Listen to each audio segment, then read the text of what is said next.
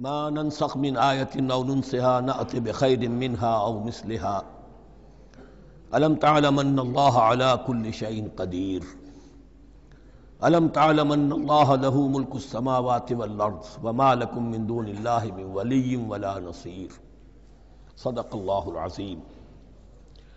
ان آیات مبارکہ کا ترجمہ اگرچہ ہم کر چکے ہیں، لیکن اس کا جو اصل مفہوم ہے اور اس کا پس منظر ہے اس کو سمجھنا ضروری ہے۔ آپ کو معلوم ہے کہ اللہ کا دین آدم سے لے کر این دم تک ایک ہی ہے۔ نوح کا دین، موسیٰ کا دین، عیسیٰ کا دین، محمد کا دین صلی اللہ علیہ وسلم علیہ الصلوۃ دین ایک ہی ہے۔ شریعتوں میں فرق رہا ہے، اور یہ فرق جو رہا ہے اس کا اصل سبب یہ ہے کہ نوع انسانی مختلف اعتبارات سے ارتقاء کی مراحل طے کر رہی تھی۔ ذہنی پختگی، شعور کی پختگی، پھر سوشل ایولیوشن، تمدنی ارتقاء، یہ مسلسل جاری تھا۔ لہذا اس ارتقاء کے جس مرحلے میں رسول آئے اسی کی مناسبت سے ان کو تعلیمات دے دی گئیں۔ ان میں وہ حصے بھی تھے کہ جو ایٹرنل ہیں، جو ہمیشہ رہیں گے، اور ایسے بھی تھے کہ جو اس زمانے کی مناسبت سے تھے۔ اب جب اگلا رسول آئے گا تو ظاہر بات ہے کہ ان میں سے کچھ چیزوں میں تغیر و تبدل ہو جائے گا، کچھ چیزیں نئی آ جائیں گی، کچھ پرانی ساقط ہو جائیں گی۔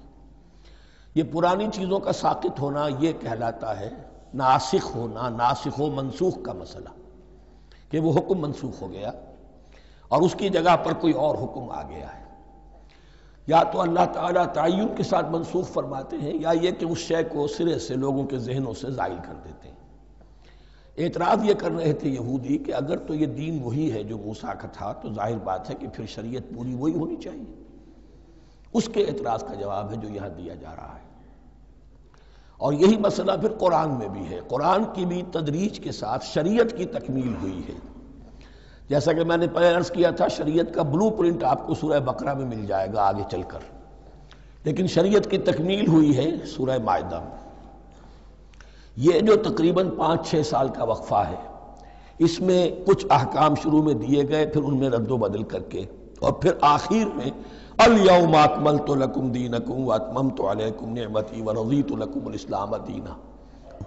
تو یہ ناسخ و منسوخ کا مسئلہ صرف سابقہ شریعتوں اور شریعت محمدی میں نہیں ہے صلی اللہ علیہ وسلم، بلکہ خود شریعت محمدی میں بھی زمانی اعتبار سے ارتقاء ہوا ہے کہ پہلے شراب کے بارے میں حکم دیا گیا کہ اس کی مضرت زیادہ ہے، گناہ کا پہلو زیادہ ہے، کچھ فائدے بھی ہیں، بس۔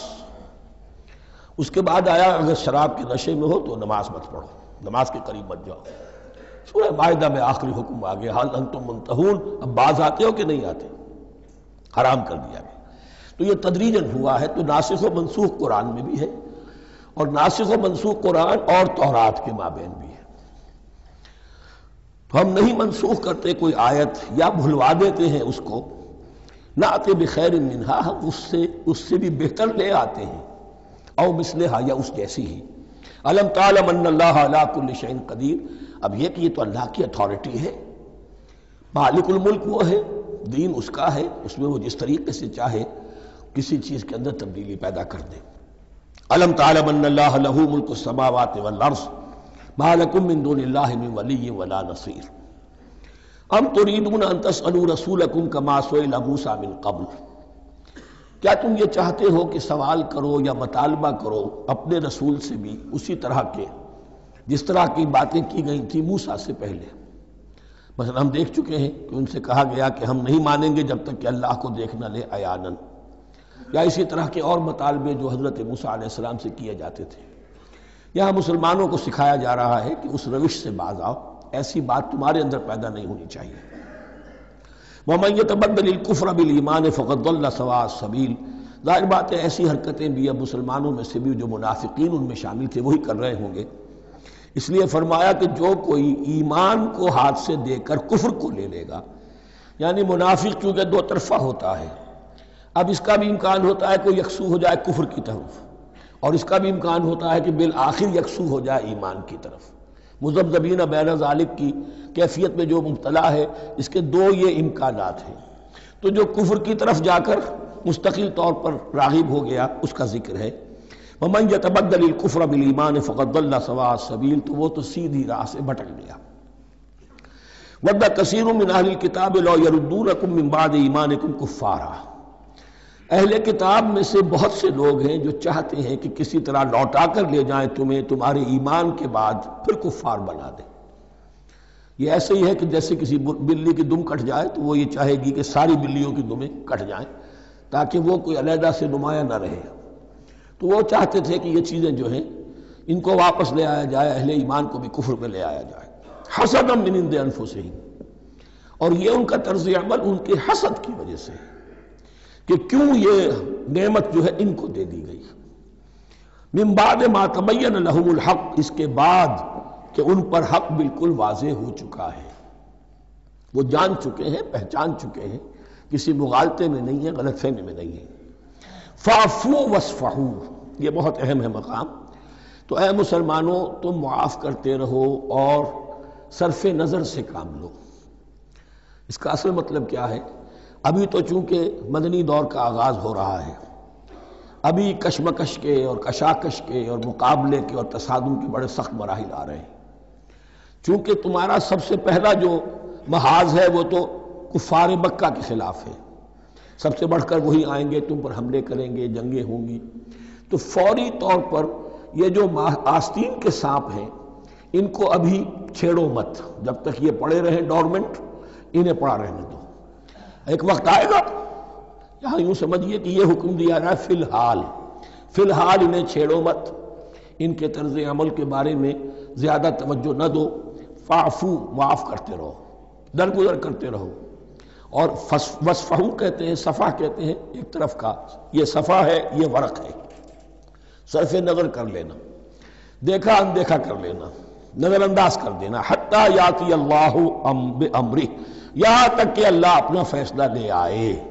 ایک وقت آئے گا کہ پھر مسلمانوں کو غلبہ آخری حاصل ہو جائے گا، اور جب جو یہ باہر کے دشمن ہیں ان سے تم نبٹ لو گے، پھر یہ کہ ان اندرونی دشمنوں کے خلاف بھی تمہیں اب آزادی دی جائے گی کہ ان کو بھی ان کے کیفر کردار تک پہنچا دو۔ ان اللہ علی کل شیء قدیر، یقیناً اللہ ہر چیز پر قادر ہے۔ واقیموا الصلاۃ وآتوا الزکاۃ، نماز قائم رکھو، زکوٰۃ دیتے رہو۔ وما تقدموا لانفسکم من خیر تجدوہ عند اللہ، اور جو کچھ بھی تم خیر میں سے، بھلائی میں سے اپنے لیے آگے بھیجو گے، کوئی مال خرچ کر رہے ہو تو خرچ کہاں ہو گیا؟ وہ تو اللہ کے ہاں ڈپازٹ ہو گیا، جمع ہو گیا۔ تو ڈیوائن بینک کے اندر وما تقدموا لانفسکم من خیر تجدوہ عند اللہ، اسے اللہ کے پاس پاؤ گے۔ ان اللہ بما تعملون بصیر، یقیناً جو کچھ تم کر رہے ہو اللہ اسے دیکھ رہا ہے۔ وقالوا لن يدخل الجنة الا من كان هودا او نصارى، اب دیکھیے جب یہ نئی امت اب تشکیل پا رہی ہے تو یہودی اور نصرانی جو ایک دوسرے کے دشمن تھے مسلمانوں کے مقابلے میں جمع ہو گئے، انہوں نے کہنا یہ شروع کیا وقالوا لن يدخل الجنة، ہرگز نہیں داخل ہوگا جنت میں، الا من كان هودا او نصارى، سوائے اس کے جو یا تو یہودی ہو یا نصرانی ہو۔ جیسے ہمارے ہاں بھی ہوتا ہے، اہل حدیث کے مقابلے میں دیوبندی بریلوی جمع ہو جائیں گے، چاہے وہ آپس میں ایک دوسرے کے ساتھ جو بھی ان کا بیر ہے وہ اپنی جگہ ہے۔ اسی طریقے سے اہل تشیع کے مقابلے میں شاید اور جو ہے اہل سنت کے لوگ جمع ہو جائیں۔ تو ایک کامن اینمی جب آ جاتا ہے تو پھر یہ ہے کہ وہ لوگ جن کے اپنے اندر بڑی کنٹرڈکشنز ہیں وہ پھر ایک متحدہ محاذ بناتے ہیں۔ وقالوا لن يدخل الجنة الا من كان هودا او نصارى تلك امانيهم، یہ لفظ دوبارہ آ گیا، یہ ان کی خواہشات ہیں، من گھڑت خیالات ہیں، ان کی وشفل تھنکنگ ہے۔ قل هاتوا برهانكم ان كنتم صادقين، کہو ان سے لاؤ کوئی دلیل اگر تم سچے ہو، دلیل کتاب سے لاؤ، کہیں تورات میں لکھا ہے یہ، کہیں یہ انجیل میں لکھا ہے، جو تورات اور جو انجیل تمہارے پاس ہے اسی میں سے دکھا دو کہ یہ لکھا ہوا ہو، کہیں لکھا ہوا نہیں۔ اب یہاں پر وہ یونیورسل ٹروتھ آ رہا ہے، بلا من اسلم وجہہ للہ وہو محسن، کیوں نہیں، ہر وہ شخص کے جو اپنا چہرہ اللہ کے سامنے جھکا دے اور وہ محسن ہو، اس کا رویہ صدق پر، سچائی پر، حسن کردار پر مبنی ہو، سر کا جھکانا منافقانہ نہ ہو، جزوی نہ ہو کہ کچھ مانا کچھ نہیں مانا. بلا من اسلم وجہہ للہ وہو محسن فلہ اجرہ عند ربہ، تو اس کے لیے اس کا اجر محفوظ ہے اس کے رب کے پاس. فلا خوف علیہم ولا هم یحزنون، نہ ان پر کوئی خوف ہوگا اور نہ ہی وہ حزن سے دوچار ہوں گے.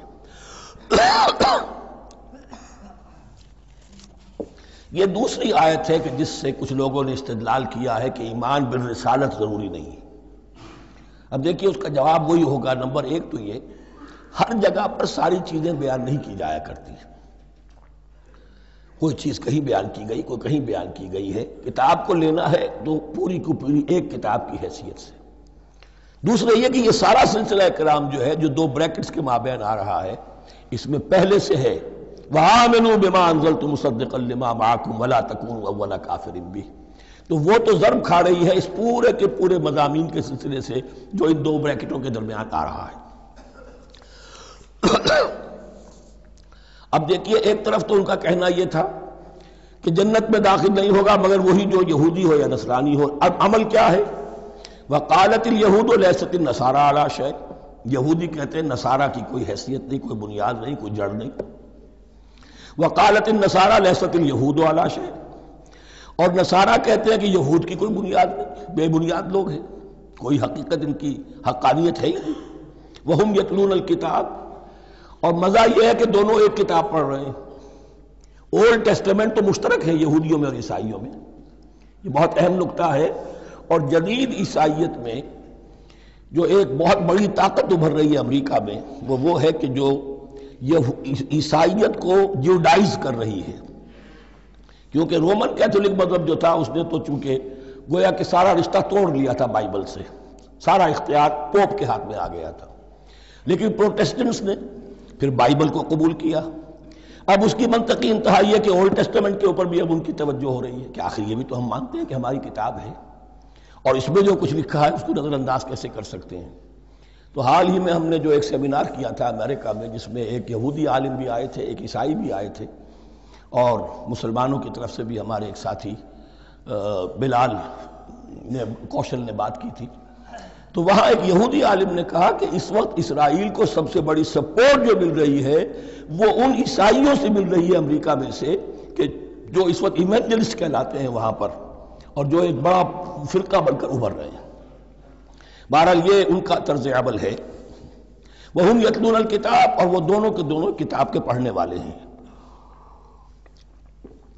كَذَلِكَ قَالَ الَّذِينَ لَا يَعْلَمُونَ مِثْلَ قَوْلِهِمْ. اسی طرح کہا تھا ان لوگوں نے کہ جو کچھ بھی نہیں جانتے انہی کی سی بات کہی تھی، یعنی یہ اشارہ ہے مشرکین مکہ کی طرف. فَاللَّهُ يَحْكُمُ بَيْنَهُمْ يَوْمَ الْقِيَامَةِ فِيمَا كَانُوا فِيهِ يَخْتَلِفُونَ. تو اللہ تعالیٰ فیصلہ کر دے گا ان کے مابین قیامت کے دن ان تمام باتوں کا جن میں کہ یہ اختلاف کر رہے تھے. وَمَنْ أَظْلَمُ مِمَّنْ مَنَعَ مَسَاجِدَ اللَّهِ أَنْ يُذْكَرَ فِيهَا اسْمُهُ وَسَعَىٰ فِي خَرَابِهَا. اب دیکھیے یہاں جو بقیہ یہ آیات آ رہی ہیں، اگرچہ خطاب تو ہے وہ بریکٹس کے مابین، خطاب میں بنی اسرائیل، لیکن اب یہاں کچھ ریفرنسز اہل مکہ کی طرف شروع ہو گئے ہیں. اور اس کے بعد سے حضرت ابراہیم کا تذکرہ آئے گا، پھر تحویل قبلہ کا ذکر آئے گا. تحویل قبلہ میں ظاہر بات ہے کہ وہ قبلہ جو ہے وہ مشرکین مکہ کے قبضے میں تھا اس وقت. اس حوالے سے ریلیونٹ کچھ مضامین جو ہیں اس کی تمہید باندھی جا رہی ہے. یہ ساری تمہید ہے جو آگے آنے والا مضمون ہے تحویل قبلہ، جو علامت تھی اس بات کی کہ اب وہ سابقہ امت مسلمہ معزول کر دی گئی اور نئی امت محمد صلی اللہ علیہ وسلم اس مقام پر نصب کر دی گئی، انسٹال کر دی گئی. اس کے حوالے سے جو مسئلے اٹھیں گے اسی لیے قال الذین لا یعلمون مثل قولہم، میں نے عرض کیا کہ یہ مشرکین مکہ کی طرف اشارہ ہے. وَمَنْ أَظْلَمُ مِمَّنْ مَنَعَ مَسَاجِدَ اللَّهِ يُذْكَرَ فِيهَا اسْمُهُ. اس سے بڑھ کر ظالم کون ہوگا جو اللہ تعالیٰ کی مسجدوں سے لوگوں کو روکے کہ وہ اس میں اس کا نام لے سکے. چونکہ مشرکین مکہ نے مسلمانوں کو محروم کر دیا تھا حرم سے، اب وہاں جانے کی ان کو اجازت نہیں تھی. سن 6 میں حضور گئے بھی ہیں، تب بھی یہ کہ صلح حدیبیہ ہو گئی، واپس آنا پڑا، عمرہ کرنے کی اجازت نہیں ملی. سن 7 میں پھر ہوا ہے. تو یہ 7 برس بہت شاہ گزرے ہیں محمد الرسول اللہ صلی اللہ علیہ وسلم اور اہل ایمان پر. اب یہاں ذکر ہو رہا ہے ان کا، قریش کا۔ وَمَنْ أَظْلَمُ مِمَّنْ مَنَعَ مَسَاجِدَ اللَّهِ أَنْ يُذْكَرَ فِيهَا اسْمُهُ وَسَعَىٰ فِي خَرَابِهَا، اور وہ اس کی تخریب میں لگے ہوئے ہیں۔ یہ خراب تخریب سے اسی سے بنا ہے۔ یہ تخریب دو طرح کی ہوتی ہے، ایک ظاہری تخریب ہوتی ہے کسی مسجد کو گرا دینا، اور ایک ظاہری نہیں باطنی معنوی ہوتی ہے۔ وہ جو تخریب ہے وہ یہ ہے کہ توحید کی بجائے اسے شرک کا اڈا بنا دیا ہے۔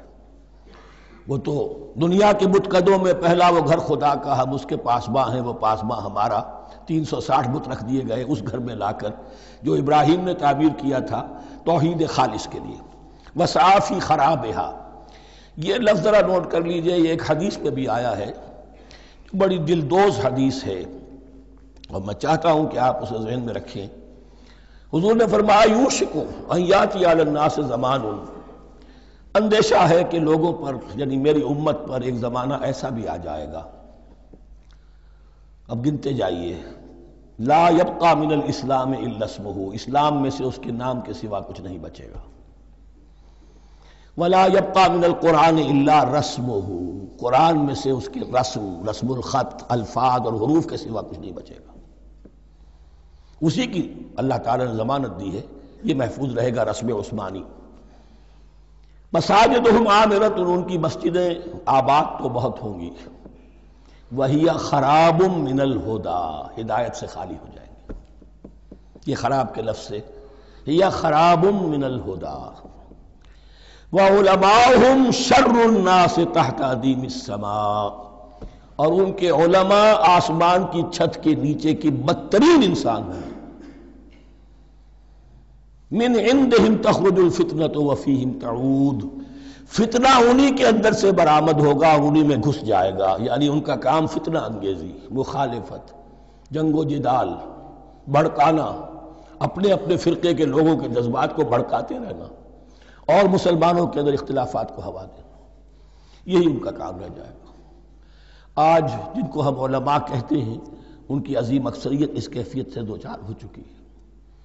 جب مذہب اور دین پیشہ بن جائے تو کوئی خیر اس میں باقی نہیں رہتا۔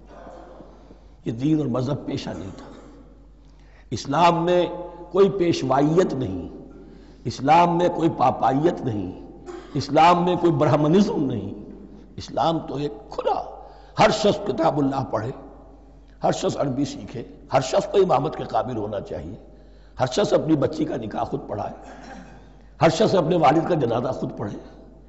یہ جو ہم نے پیشہ بنا دیا ہے اور پھر انہیں پیسے دیتے، ظاہر بات ہے کہ پھر اس پیشے کے اندر تو پیشے میں عیب نہیں، رکھیے نہ فرہاد کو نام، پھر تو پیشہ میں تو جو کچھ پیشہ ورانہ چشمکیں ہوتی ہیں اور جو خباثتیں ہوتی ہیں وہ آتی ہیں۔ لیکن ساتھ ہی یہ بات واضح رہے کہ علماء حق سے دنیا خالی نہیں ہوگی، علماء حق بھی ہیں، لیکن کسی کے ماتھے پر لکھا ہوا نہیں ہوتا کہ یہ علماء حقانی میں سے اور یہ علماء سو میں سے ہے۔ باقی یہ صحیح بات ہے کہ اکثریت ادھر جا چکی ہے، ورنہ امت کا بیڑا غرق نہ ہوتا، سیدھی بات۔ یہ بیڑا غرق ہوا ہے تو آخر کوئی سبب ہے۔ اولئک ما کان لہم ان یدخلوها الا خائفین، ایسے لوگوں کو تو سوائے اس کے ان کا کوئی مقام نہیں ہے کہ انہیں داخل ہونے کی بھی اجازت نہیں ہونی چاہیے اس میں، یعنی اللہ کی مسجدوں میں، مگر خوف زدہ ہو کر، ڈر کر۔ لہم فی الدنیا خزی، ان کے لیے دنیا میں بھی رسوائی اور ذلت ہے، لہم فی الآخرۃ عذاب عظیم، اور آخرت میں ان کے لیے عذاب عظیم ہے۔ وللہ المشرق والمغرب، اب دیکھیے تمہید ہو رہی ہے تحویل قبلہ کے لیے۔ اب ظاہر بات ہے کہ بڑی حساس جو ہے وہ ایک کیفیت تھی یہ، تو یروشلم کے ساتھ جن کو دلچسپی تھی اور ان کے دلوں میں اس کی عقیدت تھی، مکہ مکرمہ اور بیت اللہ کے ساتھ جن کو دلچسپی تھی اور ان کے دلوں میں اس کی عقیدت تھی، تو اس حوالے سے یہ قبلہ بدلنا، اور 2 دفعہ بدلا ہے قبلہ۔ پہلے آ کے مدینے میں حضور نے یروشلم کی طرف 16 مہینے نماز پڑھی اور پھر تحویل قبلہ ہوا، تو اب اس میں کئی امتحان ہو گئے، وہ آگے آ جائے گا، لیکن اس کی تمہید باندھی جا رہی ہے۔ للہ المشرق والمغرب، مشرق اور مغرب سب اللہ کے ہیں، یعنی اگر ہم رخ کرتے ہیں مغرب کی طرف تو اس کے معنی یہ نہیں ہے کہ اللہ مغرب میں ہے، معاذ اللہ، اللہ تو جہت سے، مقام سے ماورا وراء الورا۔ یہ تو یہ ہے کہ ایک یکسانیت پیدا کرنے کے لیے، اجتماعی رنگ دینے کے لیے ایک چیز کو قبلہ بنا دیا، علامت ہے۔ غالب نے ٹھیک کہا ہے، قبلے کو اہل نظر قبلہ نما کہتے ہیں۔ قبلہ جو ہے وہ مسجود تو نہیں ہے پرے سرحد ادراک سے اپنا مسجود، قبلے کو اہل نظر قبلہ نما کہتے ہیں۔ للہ المشرق والمغرب فینما تولوا فثم وجہ اللہ، جدھر بھی تم رخ کرو گے وہ اللہ ہی کا رخ ہے۔ ان اللہ واسع علیم، یقیناً اللہ بہت وسعت والا ہے، بہت وسعت والا ہے، وہ کسی سمت میں محدود نہیں ہے، اور علیم ہے، ہر شے کا جاننے والا ہے۔ دیکھیے یہاں یہ آیت کہہ کے اور چھوڑ دیا مسئلہ، اگلے مسئلے پر آ گئے۔ آگے آپ کو پتہ چلے گا کہ یہ در حقیقت ایک تمہید باندھی جا رہی ہے تحویل قبلہ کے لیے۔ وقالوا اتخذ اللہ ولدا سبحانہ، اور ان میں وہ بھی ہیں، اب ظاہر بات ہے یہاں پھر اشارہ ہو رہا ہے وہ اہل مکہ کی طرف، جنہوں نے یہ کہا ہے کہ اللہ نے اولاد اپنے لیے اختیار کی، یعنی وہ کہتے تھے کہ یہ جو فرشتے ہیں یہ اللہ کی بیٹیاں ہیں، نصارہ کہتے تھے کہ حضرت مسیح اللہ کے بیٹے ہیں، اور یہودیوں کا بھی ایک گروہ ایسا تھا جو حضرت عزیر کو اللہ کا بیٹا کہتا تھا۔ بل لہ ما فی السماوات والارض، نہیں، آسمانوں اور زمین میں جو کچھ ہے اسی کی ملکیت ہے، سب مخلوق ہیں، مملوک ہیں، خالق اور مالک صرف وہ ہے۔ کل لہ قانتون، اور سب کے سب اس کے فرما بردار ہیں، بڑے سے بڑا رسول، بڑے سے بڑا ولی، بڑے سے بڑا فرشتہ، بڑے سے بڑے اجرام سماویہ، سب کل لہ قانتون۔ بدیع السماوات والارض، وہ آسمان اور زمین کو پیدا کرنے والا ہے بغیر کسی شے کے۔ یہ ابداع اور خلق، ان میں فرق ہے۔ ابداع، بلکہ شاہ ولی اللہ دہلوی نے حجت اللہ البالغہ کا جو پہلا چیپٹر ہے اس کو یہی 3 عنوان دیے ہیں۔ اللہ تعالیٰ کے افعال بنیادی طور پر 3 ہیں، ابداع، خلق، تدبیر۔ ابداع ہے جسے انگریزی میں کہتے ہیں کریشن ایکس نہیلو، عدم محض سے کچھ بنا دیا، کچھ نہیں تھا اور بنا دیا، کن فیکون، یہ ابداع ہے۔ خلق ہے اب ایک چیز سے دوسری چیز بنانا، گارے سے انسان بنایا، یہ تخلیق ہے، آگ سے جن بنایا، یہ تخلیق ہے، نور سے فرشتے بنائے، یہ تخلیق ہے۔ تو ابداع، بدیع وہ ہے کہ جس نے نئی چیز، اسی لیے بدعت ہمارے ہاں کہلاتی ہے وہ شے جو دین میں نہیں تھی اور خواہ لا کے شامل کر دی گئی، جس کی کوئی جڑ بنیاد دین میں نہیں ہے، وہ بدعت ہے۔ اس سے یہ لفظ بدیع السماوات والارض، وَإِذَا قَضَىٰ أَمْرًا فَإِنَّمَا يَقُولُ لَهُ كُن فَيَكُونُ، اس کی شان تو یہ ہے کہ جب وہ کسی معاملے کا فیصلہ کر لیتا ہے تو بس کہتا ہے کہ ہو جا، اور وہ ہو جاتی ہے۔ وَقَالَ الَّذِينَ لَا يَعْلَمُونَ لَوْلَا يُكَلِّمُنَا اللَّهُ وَتَأْتِينَا آیَةٌ، اور کہا ان لوگوں نے جو علم نہیں رکھتے، یہاں پھر وہی مشرکین مکہ کی طرف روح سخن ہے، کیوں نہیں بات کرتا ہم سے اللہ، اور کیوں نہیں کوئی لے آتا ہمارے پاس کوئی نشانی۔ یہ میں عرض کر چکا ہوں، یہ مضمون جو ہے کہ ان کا مطالبہ تھا بہت شدت کے ساتھ کہ کوئی معجزے ویسے ہی دکھاؤ جیسے تم کہتے ہو کہ عیسیٰ نے دکھائے تھے، موسیٰ نے دکھائے تھے، تو ہمارے یہ مطالبے پورے کر دو، ہم مان لیں گے۔ یہ ذکر آئے گا سورہ انعام میں اور پھر سورہ بنی اسرائیل میں۔ کذالک قال الذین من قبلہم مثل قولہم، اسی طرح کی باتیں جو لوگ ان سے پہلے آئے تھے وہ بھی کہتے رہے۔ تشابہت قلوبہم، ان کے دل ایک دوسرے سے مشابہ ہو گئے ہیں۔ قد بینا الآیات لقوم یوقنون، اور ہم نے تو اپنی آیات کو واضح کر دیا ہے ان لوگوں کے لیے جو یقین کرنا چاہیں۔ انا ارسلناک بالحق بشیرا ونذیرا، اے نبی ہم نے آپ کو بھیجا ہے حق کے ساتھ بشیر اور نذیر بنا کر۔ بنیادی حیثیت آپ کی یہ ہے کہ آپ اہل حق کو بشارت دیں، فراح و ریحان و جنت نعیم، فسلام لک من اصحاب الیمین، یہ بشارت دیجئے۔ اور جو غلط راستے پر جائیں، کفر کریں، منافقت میں مبتلا ہوں، ملحد ہوں اور بدعملی کریں، ان کو آپ خبردار کر دیجئے کہ جہنم ان کے لیے تیار کر دی گئی ہے۔ آپ کا کام دعوت ہے، ابلاغ ہے، تبلیغ ہے، نصیحت ہے۔ وَلَا تُسْأَلُ عَنْ أَصْحَابِ الْجَحِيمِ، آپ سے سوال نہیں کیا جائے گا جہنمیوں کے بارے میں کہ اے محمد یہ کیوں جہنم میں پہنچ گئے، ہم نے تمہیں بھیجا تھا، تمہارے ہوتے ہوئے یہ جہنمی کیوں ہو گئے؟ نہیں، یہ آپ کی ذمہ داری نہیں ہے۔ کون جنت میں جانا چاہتا ہے، کون جہنم میں جانا چاہتا ہے، یہ آدمی کا اپنا فیصلہ ہے۔ آپ کا کام ہے کہ حق کو واضح کر دیں، ہاں وضاحت میں کمی نہ رہ جائے، حق واضح ہو جائے، کوئی اشتباہ نہ ہو، بالکل مبرہن ہو جائے، واضح ہو جائے، بس یہ ذمہ داری آپ کی ہے، اس سے زیادہ نہیں۔ یہ مسئولیت جو ہوتی ہے، انسان اگر اپنی اصل مسئولیت سے زیادہ ذمہ داری اپنے سر پر ڈال لے تو اس سے بھی بہت بڑی بڑی گمراہیاں پیدا ہوتی ہیں۔ اور اس کا جو تذکرہ ہو رہا ہے بڑی گمراہی، تو معاذ اللہ وہ تو ہمارے حوالے سے ہوتی ہے۔ ہمارے ہاں کی بہت سی جماعتیں جو ہیں اسی طرح کی غلطیوں کی وجہ سے وہ غلط راستوں پر پڑ گئی، پوری تحریکیں برباد ہو گئی۔ لیکن یہاں بھی حضور کا معاملہ کیا ہو رہا تھا کہ حضور چاہتے تھے کہ کسی طرح یہ علماء یہود ایمان لے آئیں۔ بہرحال حضور کے دل میں رغبت، آخر مکے میں آپ تھے تو دعائیں مانگتے تھے، اے اللہ عمرو ابن ہشام اور عمر ابن خطاب میں سے کسی ایک کو تو میری جھولی میں ڈال دے۔ تو اسی طرح کی دعا آپ نے کی ہوگی۔ فرمایا وَلَن تَرْضَىٰ عَنْكَ الْيَهُودُ وَلَا النَّصَارَىٰ حَتَّىٰ تَتَّبِعَ مِلَّتَهُمْ۔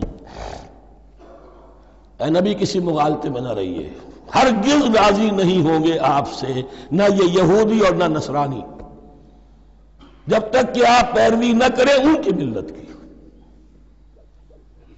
لہذا امید منقطع کر لیجیے، اس لیے کہ زیادہ امید ہو تو مایوسی ہو جاتی ہے۔ اقبال نے بہت خوب کہا ہے بندہ مومن کے بارے میں، جس کی امیدیں قلیل، جس کے مقاصد جلیل۔ مقصد اونچا لیکن امید قلیل رکھیے، اللہ چاہے گا تو ہو جائے گا، نہیں چاہے گا تو میرا کام تو اپنی حد تک اپنا فرض ادا کر دینا ہے۔ اس سے زیادہ کی جو ہے خواہش اپنے دل میں پالیں گے، کسی اجلت پسندی میں گرفتار ہو جائیں گے، کہیں دائیں بائیں ہک اور کرک کے ذریعے سے کہیں پہنچنے کی کوشش کریں گے اور اپنے آپ کو بھی برباد کر دیں گے۔ لن ترضى عنك اليهود ولا النصارى حتى تتبع ملتهم قل ان هدى الله هو الهدى، کہہ دیجئے دیکھو ہدایت تو ہے اللہ کی ہدایت۔ وَلَئِنِ اتَّبَعْتَ أَهْوَاءَهُمْ، اور نبی آپ بھی کان کھول کر سن لیں، اگر آپ نے ان کی خواہشات کی پیروی کی، یہاں ہم جوڑ دیں گے الفاظ بالفرض بفرض محال، اگر آپ نے ان کی خواہشات کی پیروی کی تو چلو لے دو کر معاملہ کر لو، کچھ ان کی بات مانو کچھ اپنی بات منوا لو۔ یہ مکے میں بھی قریش کی طرف سے بھی آیا تھا کہ کچھ اپنی بات منوا لیجئے، کچھ ہماری مانی، کمپرومائز کیجئے۔ اب ظاہر بات کہ یہاں اب یہود کے ساتھ یہی معاملہ ہے۔ وَلَئِنِ اتَّبَعْتَ أَهْوَاءَهُمْ بَعْدَ الَّذِي جَاءَكَ مِنَ الْعِلْمِ مَا لَكَ مِنَ اللَّهِ مِنْ وَلِيٍّ وَلَا نَصِيرٍ، اور اگر بفرض محال آپ نے پیروی کی ان کی خواہشات کی، اس کے بعد کہ آپ کے پاس علم آ چکا، تو نہیں ہوگا کوئی بھی اللہ کے مقابلے میں آپ کے لیے کوئی مددگار یا حمایتی۔ معاذ اللہ، حق کی تلوار بڑی ننگی ہے، اور یہاں اللہ کا عدل یہ فرد سے فرد تک بدلتا نہیں ہے، نہ امت سے امت کی طرف بدلے گا، قوم اور کسی اور قوم سے ایک معاملہ کسی دوسری قوم سے کوئی اور معاملہ نہیں۔ اللہ کے اصول ہیں، اللہ کے قوانین ہیں، اس کی فطرت ہے، فطرت اللہ التی فطر الناس علیہا، پھر یہ کہ اس کی سنت ہے، لن تجد لسنت اللہ تحویلا ولن تجد لسنت اللہ تبدیلا۔ الذین آتیناہم الکتاب یتلونہ حق تلاوتہ، وہ لوگ کہ جنہیں ہم کتاب دیتے ہیں وہ اس کی تلاوت کرتے ہیں جیسا کہ اس کی تلاوت کا حق ہے۔ اس پر میں نے اپنے کتابچے میں بحث کی ہے، تلاوت کا اصل حق کیا ہے۔ مسلمانوں پر قرآن مجید کے حقوق نامی کتابچہ، اب یہاں پہ تفصیل سے بیان کرنے کا وقت نہیں ہے، لیکن ایک بات جان لیجئے کہ تلاوت کا لفظ جو قرآن کے لیے قرآن نے اختیار کیا یہ بڑا ذو معنیین ہے۔ تلا یتلو ہم اسے بھی کہتے ہیں پڑھنا، اور تلا یتلو کسی کے پیچھے پیچھے چلنے کو کہتے ہیں۔ والشمس وضحاها والقمر اذا تلاها، سورج کے بعد پیچھے آتا ہے چاند۔ تو یتلو کے معنی کیا ہے؟ when you are reading the book you are following the text۔ بعض لوگوں کو دیکھا ہوگا انگلی ان کی چلتی ہے ساتھ ساتھ، وہ بیچارے زیادہ ماہر نہیں ہیں تو تاکہ نگاہ ادھر سے ادھر نہ ہو جائے، ایک سطر سے دوسری سطر پر نہ پہنچ جائے، انگلی بھی ساتھ ساتھ پھیرتے ہیں، تو فالوئنگ دی ٹیکسٹ۔ لیکن اس تلاوت کا اصل حق کیا ہوگا؟ جب آپ اس کتاب کو فالو کریں، اسے اپنا امام بنائیں، اس کے پیچھے چلیں، اس کا اتباع کریں، اس کی پیروی کریں، جس کی کہ دعا ہم کرتے ہیں وَاجْعَلْهُ لَنَا إِمَامًا وَنُورًا وَهُدًى وَرَحْمَةً، تو اللہ تو بنائے گا ہمارا امام اس کو اسی وقت جب کہ ہم فیصلہ کر لیں کہ ہم اس کتاب کے پیچھے چلیں گے۔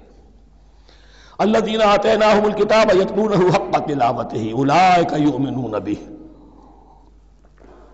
جو اللہ کی کتاب کی تلاوت کا حق ادا کرے اور اس کی پیروی بھی کرے، وہی ہیں جو اس پر ایمان رکھتے ہیں۔ جو نہ تلاوت کا حق رکھتے ہوں ادا کریں، نہ پیروی کریں، وہ دعویٰ کریں کہ ہمارا ایمان ہے تورات پر اور کتاب پر، تو یہ دعویٰ جو ہے جھوٹا دعویٰ ہے۔ میں وہ حدیث آپ کو سنا چکا ہوں، ما آمن بالقرآن من استحل محارمہ، جس شخص نے قرآن کی کسی حرام کردہ شے کو اپنے لیے حلال کر لیا، اس کا قرآن پر کوئی ایمان نہیں۔ وَمَن يَكْفُرْ بِهِ فَأُولَٰئِكَ هُمُ الْخَاسِرُونَ، اور جو اس کا کفر کرے گا تو وہی لوگ ہیں خسارے میں رہنے والے۔ اب وہ بریکٹ بند ہو رہی ہے، وہ آیت کے جو چھٹے رکوع کے شروع میں آئی تھی دوبارہ آ گئی جوں کی توں، یا بنی اسرائیل اذکروا نعمتی التی انعمت علیکم وانی فضلتکم علی العالمین۔ یہ ترتیب ذہن میں رکھیے۔ اور دوسری آیت بھی جو کہ تم، صرف یہ ہے کہ ترتیب تھوڑی سی بدلی ہے۔ بریکٹ یوں بناتے ہو تو اس کی چونچ ادھر ہوتی ہے تو اس کی چونچ ادھر ہوتی ہے، تو اسی طریقے سے ذہن میں رکھیے کہ دوسری آیت کی ترتیب تھوڑی سی بدل دی، درمیانی، اور وہ بھی درمیان میں چونچ والا معاملہ جو ہوتا ہے۔ وَاتَّقُوا يَوْمًا لَا تَجْزِي نَفْسٌ عَن نَفْسٍ شَيْئًا، یہ تو جو کہ تو وہی ہے، ڈرو اس دن سے جس دن کوئی جان کسی دوسری جان کے کام نہ آ سکے گی۔ وَلَا يُقْبَلُ مِنْهَا عَدْلٌ، وہاں کیا تھا وَلَا يُقْبَلُ مِنْهَا شَفَاعَةٌ، یہاں کیا آیا وَلَا يُقْبَلُ مِنْهَا عَدْلٌ، نہ اس سے کوئی فدیہ قبول کیا جائے گا۔ وَلَا تَنْفَعُهَا شَفَاعَةٌ، یہ شفاعت بعد میں لے آئے، عدل پہلے لے آئے، وہاں شفاعت پہلے ہے عدل بعد میں، بس یہ تبدیلی ہے۔ وَلَا هُمْ يُنصَرُونَ، اور یہ پھر جو کا تو وہی جو پہلی آیت میں تھا، جو چھٹے رکوع کی دوسری آیت ختم ہوئی، نہیں انہیں کوئی مدد مل سکے گی۔ یہ جو حصہ تھا جو تقریباً 10 رکوعوں پر مشتمل تھا، سورہ بقرہ کے 18 رکوع کہ جن میں روح سخن ہے سابقہ امت مسلمہ کی طرف، 4 رکوع بڑے عموم کے حامل تھے، لیکن بین السطور وہاں بھی اشارے موجود تھے، روح سخن جو تھا وہ بنی اسرائیل کی طرف۔ 10 رکوعوں میں صراحت کے ساتھ ساری گفتگو انہی سے ہے، الا یہ کہ ایک جگہ مسلمانوں سے خطاب کر لیا، کچھ آخر میں اہل مکہ کا تذکرہ بھی ہو گیا۔ اب اس کے بعد ذکر شروع ہو رہا ہے حضرت ابراہیم علیہ السلام کا۔ وہ بات سمجھ لیجئے کہ کیا وجہ ہے اس کی۔ دیکھیے حضرت ابراہیم کی نسل کی یہ 2 شاخیں چلی، ویسے تو 3 ہیں، عام طور پر لوگوں کے علم میں ہے کہ 2 بیویاں تھیں، حضرت ہاجرہ سے حضرت اسماعیل پیدا ہوئے، بڑے تھے، حضرت سارہ سے حضرت اسحاق، ان کے بیٹے یعقوب، یعقوب کے 12 بیٹے بنی اسرائیل۔ حضرت اسماعیل کو حضرت ابراہیم نے آباد کیا خانہ کعبہ کے پاس لا کر، بواد غیر ذی زرع، تو وہاں یہ جو ایک نسل چلی۔ لیکن نبوت جو ہے حضرت ابراہیم کے بعد حضرت اسماعیل کو تو ملی، اس کے بعد مسلسل یوں سمجھیے کہ تقریباً 3000 کا فصل ہے سالوں کا کہ کوئی نبوت اس شاخ میں نہیں آئی۔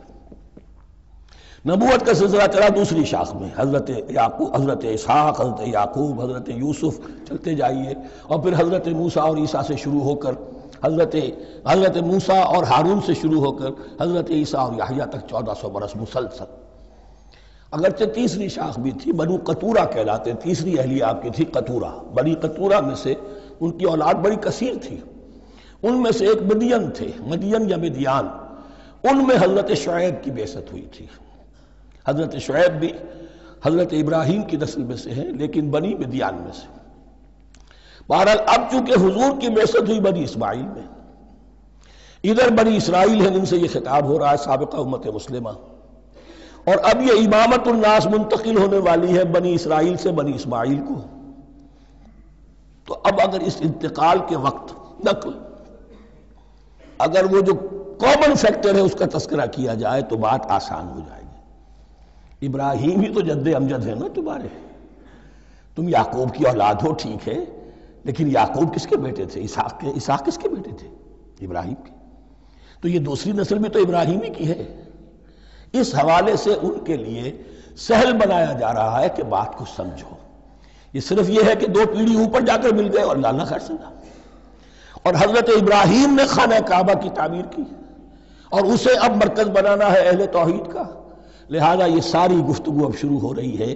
4 رکوع اب وہ ہیں 15ویں سے شروع ہو کر 18ویں تک، جن کا اصل مضمون ہے تحویل قبلہ۔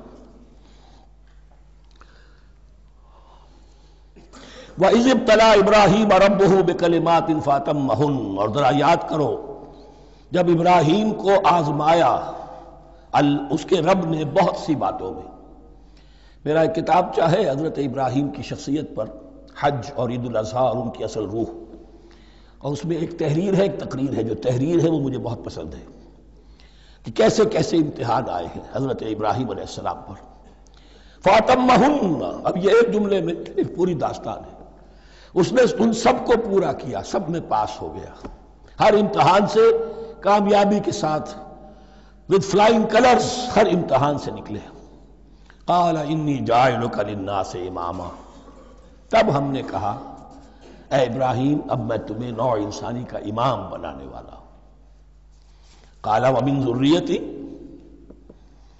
انہوں نے کہا اور میری نسل کے بارے میں بھی یہ وعدہ ہے کہ نہیں؟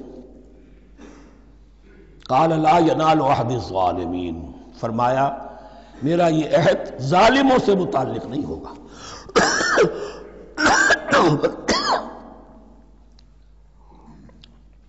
مطلب کیا ہوا کہ تمہاری نسل میں سے جو صاحب ایمان ہوں گے، نیک ہوں گے، سیدھے راستے پر چلیں گے، ان سے ہمارا وعدہ ہے، لیکن نسلیت کی بنیاد پر نہیں ہے کہ جو بھی تمہاری نسل میں سے ہے لازماً وہ اس وعدے کا مصداق بن جائے.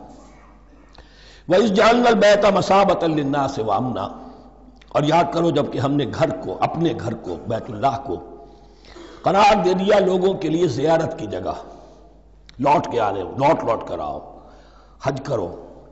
مَثَابَةً لِلنَّاسِ وَأَمْنًا، اور اسے امن کا گھر قرار دے دیا. وَاتَّخِذُوا مِن مَّقَامِ إِبْرَاهِيمَ مُصَلًّى، اور ہم نے حکم دیا کہ مقام ابراہیم کو اپنی جائے نماز بنا لو، نماز پڑھنے کی جگہ بنا لو. آج کل تو بعض علماء نے یہ کہا ہے کہ مقام ابراہیم سے مراد کوئی خاص پتھر نہیں ہے، بلکہ اصل میں وہ تو پوری جگہ جو تھی وہ مقام ابراہیم، حضرت ابراہیم وہاں آباد ہوئے تھے. لیکن صحیح بات وہی ہے جو ہمارے سلف سے چلی آ رہی ہے، روایات پختہ ہیں اس کے بارے میں کہ یہ جس طریقے سے حجر اسود جنت سے آیا ہے، ایسے ہی یہ بھی ایک پتھر تھا کہ جو جنت سے لایا گیا حضرت ابراہیم کے لیے جب وہ تعمیر کر رہے تھے. کوئی اور ذرائع تو ابھی تھے ہی نہیں، اس کے اوپر وہ کھڑے ہوتے تھے اور یہ پتھر ہی اونچا ہوتا جاتا تھا خود. اب جیسے جیسے تعمیر اوپر جا رہی ہے تو اس کے لیے یہ پتھر اونچا ہوتا تھا. وہ پتھر ہے جو مقام ابراہیم اب بھی محفوظ ہے، اور وہاں پر پھر طواف کر کے کعبے کا مکمل، پھر اس کے آس پاس جو ہے 2 رکعت جو ہے وہ ادا کی جاتی ہے نماز. وَعَهِدْنَا إِلَىٰ إِبْرَاهِيمَ وَإِسْمَاعِيلَ أَن طَهِّرَا بَيْتِيَ لِلطَّائِفِينَ وَالْعَاكِفِينَ وَالرُّكَّعِ السُّجُودِ، اور ہم نے عہد لے لیا تھا ابراہیم اور اسماعیل سے کہ تم دونوں ہمارے اس گھر کو، بیتیا میرے اس گھر کو پاک رکھو.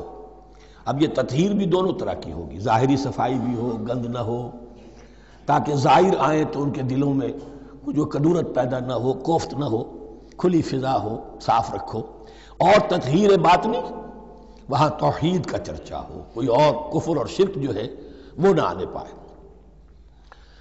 ان طہرا بیتی للطائفین والعاکفین، طواف کرنے والوں کے لیے، اعتکاف کرنے والوں کے لیے، والرکع السجود، اور رکوع اور سجود کرنے والوں کے لیے. وَإِذْ قَالَ إِبْرَاهِيمُ رَبِّ اجْعَلْ هَٰذَا بَلَدًا آمِنًا وَارْزُقْ أَهْلَهُ مِنَ الثَّمَرَاتِ مَنْ آمَنَ مِنْهُمْ بِاللَّهِ وَالْيَوْمِ الْآخِرِ. اور یاد کرو جب کہ ابراہیم نے کہا تھا اے میرے پروردگار اس گھر کو امن کی جگہ بنا دے، اور اس کے رہنے والوں، اس کے ہاں آباد ہونے والوں کو یعنی بنی اسماعیل کے لیے ان کو رزق عطا فرما، میووں کا اور پھلوں کا. من آمن منہم باللہ والیوم الآخر. اب یہاں حضرت ابراہیم خود رک گئے کہ میں اپنی ساری اولاد کے لیے یہ دعا نہ کروں، اس لیے کہ وہاں روک دیا گیا تھا لا ینال عہد الظالمین. تو جو بھی ان میں سے ایمان اور عمل صالح والے ہوں اور یوم آخر پر ایمان رکھتے ہوں، اجعل هذا البلد آمنا وارزق اهله من الثمرات من آمن منهم بالله واليوم الآخر.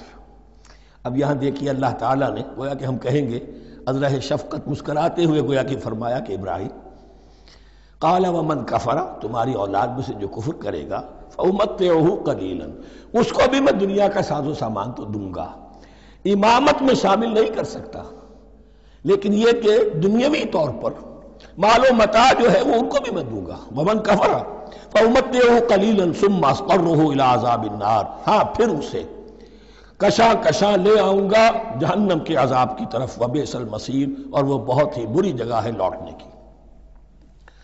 وَإِذْ يَرْفَعُ إِبْرَاهِيمُ الْقَوَاعِدَ مِنَ الْبَيْتِ وَإِسْمَاعِيلُ، اور یاد کرو جب کہ ابراہیم اٹھا رہے تھے ہمارے گھر کی بنیادوں کو، اور اسماعیل، باپ بیٹا دونوں لگے ہوئے تھے۔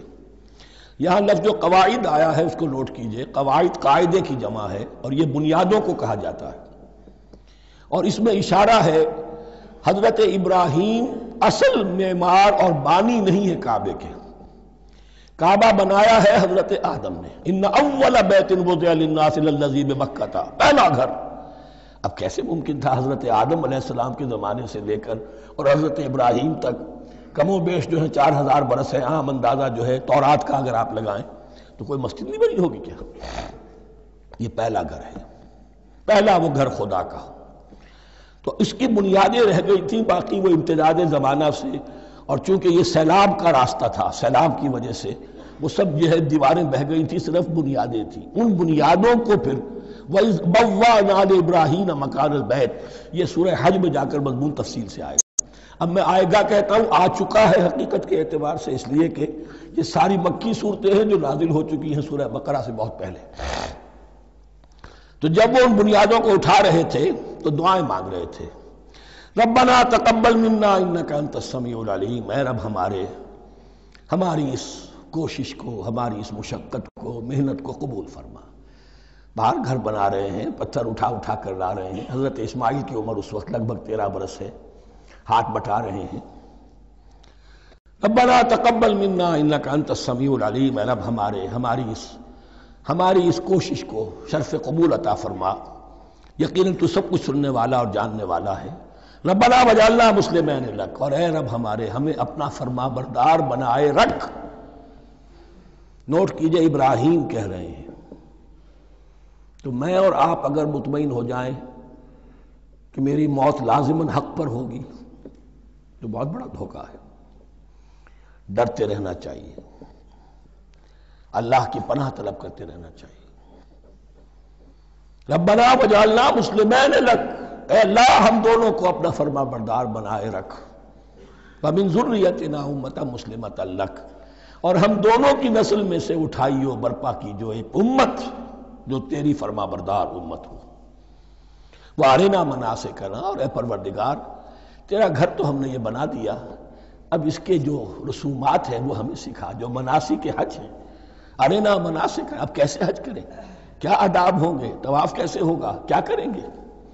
وتب علینا، اور ہم پر اپنی شفقت کی نظر فرما، انک انت التواب الرحیم، یقیناً تو ہی ہے بہت ہی زیادہ توبہ کا قبول فرمانے والا اور شفقت کے ساتھ رجوع کرنے والا اور رحم فرمانے والا۔ ربنا وبعث فیہم رسولا منہم،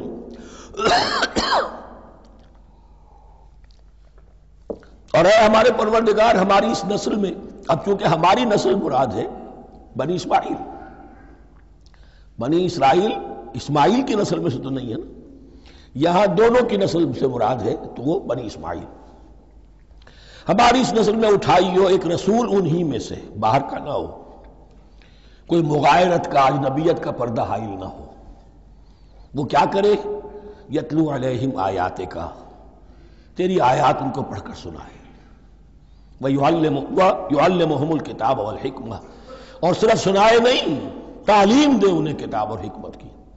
صرف سنا دینا تو بہت آسان کام ہے، سکھانا، تعلیم دینا، دلوں میں بٹھانا، اور حکمت، وَيُزَكِّيهِمْ، اور ان کو پاک کرے، ان کا تزکیہ کرے، ان کے دلوں میں تیری محبت اور آخرت کی طلب کے سوا کوئی طلب باقی نہ رہنے دے۔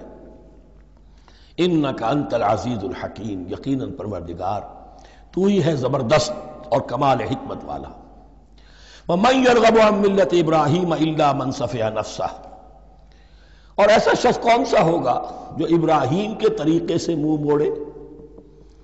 یہ رغبت کا لفظ عربی زبان میں دونوں طرف جاتا ہے، رغبہ الہ، کسی شے کی طرف رغبت ہونا، محبت ہونا، میلان ہونا، اور رغبہ عن، کسی شے سے متنفر ہونا، کسی شے سے ابا کرنا، اس کو چھوڑ دینا۔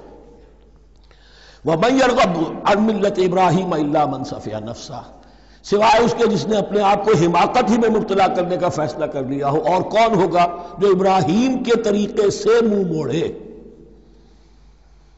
وَلَقَدِ اسْتَفَيْنَاهُ فِي الدُّنْيَا، اور ہم نے تو اسے دنیا میں بھی پسند کر لیا تھا، چن لیا تھا. وَإِنَّهُ فِي الْآخِرَةِ لَمِنَ الصَّالِحِينَ، اور یقیناً آخرت میں بھی وہ ہمارے صالح بندوں میں سے ہوں گے.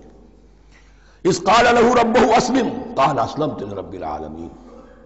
جب جب کہا اس سے اس کے پروردگار نے کہ مانو میرا حکم، اس نے کہا پروردگار قبول ہے تیرا حکم، یہاں تک کہ ذبح کرو بیٹے کو، حاضر.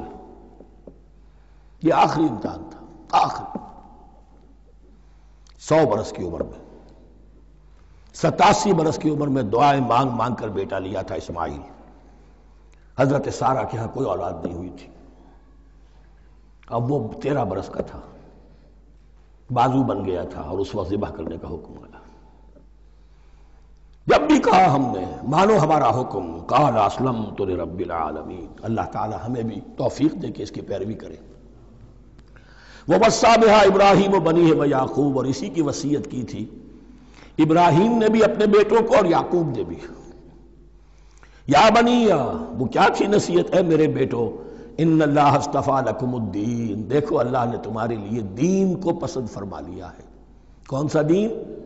فلا تموتن الا وانتم مسلمون، اور دیکھنا موت نہ آنے پائے مگر فرما برداری کی حالت میں. یہی بات آئے گی سورہ آل عمران میں مسلمانوں سے خطاب کر کے، یا ایھا الذین آمنوا اتقوا اللہ حق تقاتہ ولا تموتن الا وانتم مسلمون، اور ان الدین عند اللہ الاسلام ومن یبتغ غیر الاسلام دینا فلن یقبل منہ. ام کنتم شہداء اذ حضر یعقوب الموت، کیا تم اس وقت موجود تھے جب یعقوب کی موت کا وقت آیا؟ جب آدم کی یعقوب پر موت، یہ لفظی ترجمہ ہوگا. اذ حضر یعقوب الموت اذ قال لبنیہ ما تعبدون من بعدی. حضرت یعقوب نے اپنے سارے بیٹوں کو جمع کیا، 12 کے 12، اور مصر میں پہنچ چکے تھے یہ حضرت یوسف علیہ السلام کے ذریعے سے، جو سورہ یوسف میں ساری کہانی آئے گی. وہاں انتقال ہوا تو انہوں نے اپنے بیٹوں کو جمع کیا. اذ قال لبنیہ ما تعبدون من بعدی، میرے بعد تم کس کی پوجا کرو گے، کس کی پرستش کرو گے؟ یہ بات نہیں تھی کہ انہیں معلوم نہیں تھا، لیکن یہ کہ ایک میثاق، قول و قرار اور پختہ کرنے کے لیے. قالوا نعبد الہک و الہ آبائک ابراہیم و اسماعیل و اسحاق، انہوں نے کہا کہ ہم پوجیں گے، بندگی کریں گے، پرستش کریں گے آپ کے معبود کی اور آپ کے آبا ابراہیم، اسماعیل اور اسحاق کے معبود کی. اور یہ کوئی مختلف معبود نہیں ہے، الہ واحدہ، وہ تو ایک ہی الہ ہے. وَنَحْنُ لَهُ مُسْلِمُونَ، ہم اس کے لیے اس کے سامنے سر جھکاتے ہیں، اسی کی فرما برداری کا اقرار کرتے ہیں. تِلْكَ أُمَّةٌ قَدْ خَلَتْ، یہ آیت 2 مرتبہ آئے گی اسی رکوع میں. یہ ایک گروہ تھا انسانوں کا جو گزر گیا، ابراہیم، اسماعیل، اسحاق، یعقوب، ان کی اولاد. قد خلت، وہ گزر گئے. لہا ما کسبت ولکم ما کسبتم، ان کے لیے تھا جو انہوں نے کمایا، اور تمہارے لیے ہوگا جو تم کماؤ گے. یعنی یہاں پدرم سلطان بود کا کوئی مقام نہیں ہے. ہر شخص کے لیے اپنا عمل، اپنا ایمان، اپنی کمائی. وَلَا تُسْأَلُونَ عَمَّا كَانُوا يَعْمَلُونَ، تم سے یہ نہیں پوچھا جائے گا کہ وہ کیا کرتے تھے، تم سے پوچھا جائے گا تم کیا کر کے لائے ہو. تو راچے ہے پدرم سلطان بود، تو راچے ہے. تم کیا ہو بھائی، تو اپنی بات کرو، باپ تمہارا سلطان تھا، ہوگا. وَقَالُوا كُونُوا هُودًا أَوْ نَصَارَىٰ تَهْتَدُوا، لیکن اس پس منظر میں اب ان کی خباثت کو نمایاں کیا جا رہا ہے کہ یہ تو تھی وصیت ابراہیم کی اور یعقوب کی، اور اس وقت کے یہود و نصارہ کا کیا رویہ ہے؟ قالوا كونوا هودا او نصارى تهتدوا، وہی متحدہ محاذ حضور کے خلاف. یا تو یہودی، انہوں نے کہا کہ یا یہودی ہو جاؤ یا نصرانی تو ہدایت پر ہو جاؤ گے. قل بل ملت ابراہیم حنیفا، کہہ دیجئے نہیں، بل نتبع، ہم تو نتبع یہاں پر محذوف مانیے، بل نتبع ملت ابراہیم حنیفا، نہیں ہم تو پیروی کریں گے ابراہیم کے طریقے کی بالکل یکسو ہو کر. وما کان من المشرکین، اور وہ مشرکوں میں سے نہیں تھے. قولوا آمنا باللہ، اب یہاں مسلمانوں کو حکم دیا جا رہا ہے. دیکھو تم ان کے جو کچھ وہ کہتے ہیں اس کے جواب میں تم یہ کہو، قولوا کہو آمنا باللہ، ہم ایمان رکھتے ہیں اللہ پر، وما انزل الینا، اور جو کچھ نازل کیا گیا ہماری جانب، وما انزل الی ابراہیم و اسماعیل و اسحاق و یعقوب، اور جو کچھ نازل کیا گیا ابراہیم اور اسماعیل اور اسحاق اور یعقوب کی طرف، والاسباط، اور ان کی اولاد کی طرف، وما اوتی موسیٰ و عیسیٰ، اور جو کچھ دیا گیا موسیٰ کو اور عیسیٰ کو، وما اوتی النبیون من ربہم، اور جو کچھ دیا گیا تمام نبیوں کو ان کے رب کی طرف سے، لا نفرق بین احد منہم، ہم ان میں سے کسی کے مابین تفریق نہیں کرتے، ہم سب کو مانتے ہیں. دیکھیے ایک ہے تفضیل، کسی کو ایک کو زیادہ افضل سمجھنا دوسرے سے، یہ اور بات ہے. وہ تو سورہ آل عمران میں آئے گا تلک الرسل فضلنا بعضهم علی بعض. تفریق یہ کہ ایک کو مانے ایک کو نہ مانے. ان رسولوں میں سے ایک کا انکار سب کا انکار ہے. لا نفرق بین احد منہم ونحن له مسلمون، اور ہم نے تو اسی کی فرما برداری کا قلادہ اپنی گردن میں ڈال دیا ہے. فَإِنْ آمَنُوا بِمِثْلِ مَا آمَنْتُمْ، پھر اے مسلمانوں اگر یہ بھی ایمان لائیں یہود اور نصارہ بالکل اسی طرح جیسے تم ایمان لائے ہو، نو کمپرومائز، ٹھیک ٹھیک وہی دین اختیار کریں، وہی راستہ جو کہ محمد کے ذریعے سے تمہیں دیا گیا صلی اللہ علیہ وسلم. فَإِنْ آمَنُوا بِمِثْلِ مَا آمَنْتُمْ بِهِ فَقَدْ اهْتَدَوْا، تب وہ ہدایت پر ہوں گے. وَإِنْ تَوَلَّوْا، اور اگر وہ پیٹھ موڑ لیں، فَإِنَّمَا هُمْ فِي شِقَاقٍ، تو اس کے معنی یہ ہے کہ وہ زدم زدہ میں اور دشمنی کے اندر وہ مبتلا ہو چکے ہیں. فَسَيَكْفِيكَهُمُ اللَّهُ، تو اے نبی آپ کے لیے ان کے مقابلے میں اللہ کافی رہے گا، آپ فکر نہ کریں. آپ کسی کمپرومائز کی دعوت کی طرف توجہ ہی نہ دیں. کچھ دو کا معاملہ سوچیں بھی نہ، ان کی مخالفتوں سے آپ مرعوب نہ ہوں، ان کی دھمکیوں کا کوئی اثر نہ دیں. فَسَيَكْفِيكَهُمُ اللَّهُ، اللہ کافی رہے گا آپ کے لیے ان سب کے مقابلے میں. وَهُوَ السَّمِيعُ الْعَلِيمُ، اور یقیناً وہ سب کچھ سننے والا اور جاننے والا ہے. ایسا نہیں ہے کہ اسے معلوم نہ ہو کہ آپ اس وقت کن حالات میں ہیں، کیسی مشکلات میں ہیں، کس طرح کی نازک صورتحال دن بدن جو ہے شکل بدل رہی ہے، لیکن آپ قائم رہیں. یہ ہے جگہ جہاں پر خون پڑا ہوا ہے، اس نسخے میں جو حضرت عثمان تلاوت فرما رہے تھے، اور اس وقت باغیوں نے انہیں شہید کیا ہے. ان کی زوجہ محترمہ نائلہ، انہوں نے بچانا چاہا ہے تو ان کی انگلیاں کٹ گئیں، اور خون جو ہے وہ فَسَيَكْفِيكَهُمُ اللَّهُ، ان الفاظ پر وہ خون پڑا ہے، وہ دھبا اب بھی موجود ہے. وَهُوَ السَّمِيعُ الْعَلِيمُ، اور وہ سب کچھ سننے والا اور جاننے والا ہے. صبغۃ اللہ، کیا معنی؟ یہاں پر بھی ایک آپ کو محذوف ماننا ہوگا. اخترنا صبغۃ اللہ، ہم نے تو اختیار کر لیا ہے اللہ کے رنگ کو. وَمَنْ أَحْسَنُ مِنَ اللَّهِ صِبْغَةً وَنَحْنُ لَهُ عَابِدُونَ، اور اللہ سے بہتر رنگ کس کا ہوگا، اور ہم تو بس اسی کی بندگی، اسی کی پرستش کرنے والے ہیں. قُلْ أَتُحَاجُّونَنَا فِي اللَّهِ وَهُوَ رَبُّنَا وَرَبُّكُمْ، اے نبی ان سے کہیے کہ کیا تم ہم سے محاجہ کر رہے ہو، حجت بازی کر رہے ہو، جھگڑ رہے ہو، دلیل بازی کر رہے ہو اللہ کے بارے میں؟ وَهُوَ رَبُّنَا وَرَبُّكُمْ، وہ تو ہمارا رب بھی ہے تمہارا رب بھی ہے. رب تو ایک ہے، رب بھی ایک، اس کا دین بھی ایک، ہاں شریعتوں میں فرق ہوا. قُلْ أَتُحَاجُّونَنَا فِي اللَّهِ وَهُوَ رَبُّنَا وَرَبُّكُمْ وَلَنَا أَعْمَالُنَا وَلَكُمْ أَعْمَالُكُمْ، رب تو ہمارا بھی وہ تمہارا بھی وہ، البتہ ہمارے لیے ہوں گے ہمارے عمل، تمہارے لیے ہوں گے تمہارے عمل. وَنَحْنُ لَهُ مُخْلِصُونَ، اور ہم تو اس کے لیے اپنے آپ کو خالص کر لینے والے ہیں. یہ ذرا 3 الفاظ یہاں پہ نوٹ کر لیجئے، یہ میرے اور آپ کے لیے لمحہ فکریہ ہیں. نحن لہو مسلمون، 136ویں آیت اس پر ختم ہوئی. ہم اس کے سامنے سر تسلیم خم کرتے ہیں، ان میں سے تو ہم بھی شامل ہیں. نحن لہو عابدون، آیت نمبر 138، ہم اس کی بندگی کرنے والے ہیں، اسی کی بندگی کرنے والے ہیں. تو صرف اسلام نہیں، عبادت اور ٹوٹل عبادت، ٹوٹل بندگی، پوری زندگی میں اس کے ہر حکم کی پیروی اور اطاعت۔ اس سے آگے بات آئی وَنَحْنُ لَهُ مُخْلِصُونَ، یہ عبادت اخلاص کے ساتھ نہیں ہے تو منافقت ہے۔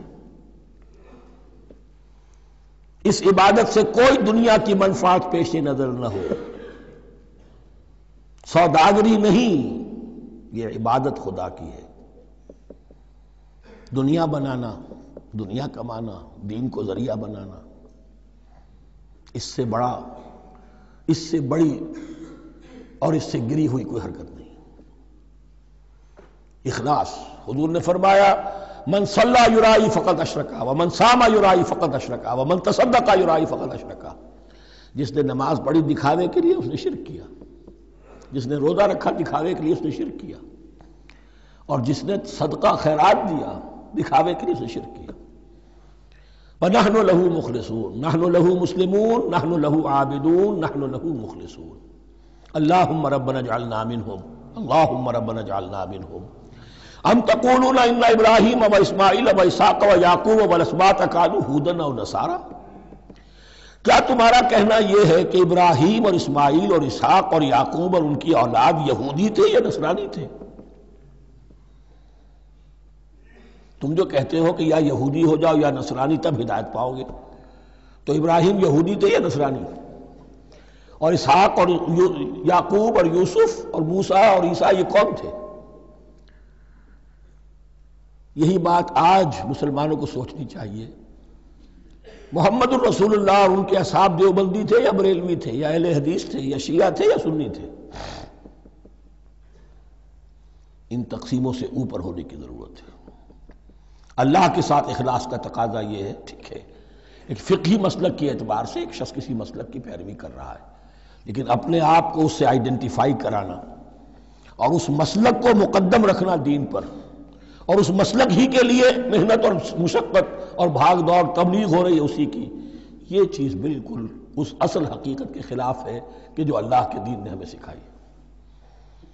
ام تقولون ان ابراہیم واسماعیل واسحاق ویعقوب والاسباط كانوا هودا او نصارا قل انتم اعلم ام اللہ، کہیے ان سے کہ تم زیادہ جانتے ہو یا اللہ زیادہ جانتا ہے۔ امن اظلم ممن کتم شہادۃ عنده من اللہ، کان کھول کر سن لو، اس سے بڑھ کر ظالم کون ہوگا جس نے اللہ کی ایک گواہی جو اس کے پاس تھی اسے چھپا لیا۔ تمہارے پاس گواہیاں ہیں، علماء یہود جانتے تھے یہ اللہ کے رسول ہیں جن کے ہم منتظر تھے، اس گواہی کو چھپائے بیٹھے۔ ومن اظلم ممن کتم شہادۃ عنده من اللہ وما اللہ بغافل عما تعملون، اور اللہ ہرگز غافل نہیں ہے کہ اس سے جو تم کر رہے ہو۔ تلک امۃ قد خلت، یہ گروہ مقدس جماعت تھی یہ جس کے یہ گلے سرسبد تھے، یہ گزر گئے۔ لہا ما کسبت ولکم ما کسبتم، جو کمائی انہوں نے کی، جو عمل انہوں نے کمائے وہ ان کے لیے، تمہارے لیے نہیں۔ تمہارے لیے وہ ہوگا جو تم کماؤ گے۔ ولا تسألون عما كانوا يعملون، اور تم سے ان کے عمل کے بارے میں نہیں پوچھا جائے گا کہ انہوں نے کیا کیا، تم سے سوال یہ ہوگا کہ تم نے کیا کیا۔ بارک اللہ لی ولکم فی القرآن العظیم ونفعنی وإیاکم بالآیات والذکر الحکیم۔